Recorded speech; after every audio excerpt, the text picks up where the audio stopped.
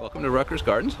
People have thought that the Gardens has been here forever as a display garden. In fact, it actually was not originally intended for the public to visit and to walk around and to enjoy.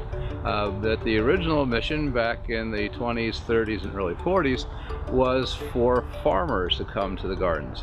They planted out a number of shrubs, trees, irises, glads, and so forth. And the intent was to show farmers a new crop that they could grow instead of corn or barley or poultry or dairy, which may in fact be more profitable for the farmer. The point was that at the turn of the last century, the nursery industry in New Jersey was minuscule. So that was the original mission of the garden, was to display these products to the farmers and to say, look, here's something that you could do that would be profitable, that would have a demand and would grow in demand as the predicted housing boom would occur. And then in the 40s and 50s, that original mission sort of evaporated. So the garden was actually in the middle of Hort Farm 1.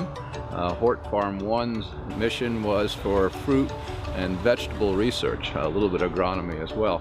So a lot of apple and peach, a little bit of pear research went on here, some asparagus, and it wasn't until 1960 when they brought in the American Holly collection, which is what everybody sort of knows the gardens for, that the transition was from research that was for food to ornamental research. So in the 90s, it restarted a whole new focus with the garden. The focus was the community. The gardens became supported by the community at this point. And so as we're celebrating our 100th year this year, the look is how the garden sort of went full circle. And the focus for the next 100 years will be looking at a garden which incorporates the nursery industry again, because we want to be good friends with the nursery. What's out there? What's new? What should the community be seeing and needing and using? But also want to talk about plant material. We want to talk about the history of plants.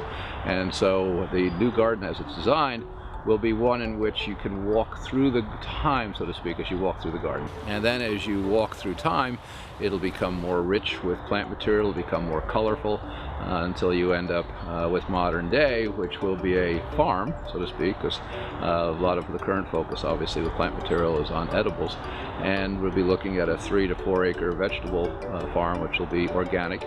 It'll be teaching undergraduate students how to grow vegetables organically, sustainably, and profitably. So the gardens has always been changing. It's been, if you look at some of the views from the 20s, 30s, and 40s, those gardens or aspects of the gardens are long gone, so everything changes, and so we're remodeling and redeveloping the garden for the future. If you come here in 10 years, it'll probably have changed a little bit. If you come back in 30 years, you'll probably see some significant changes, but it's not going to happen overnight. But that's what the next 100 years will foretell. And I hope you keep coming back week after week, month after month, or year after year, and watch it unfold and change.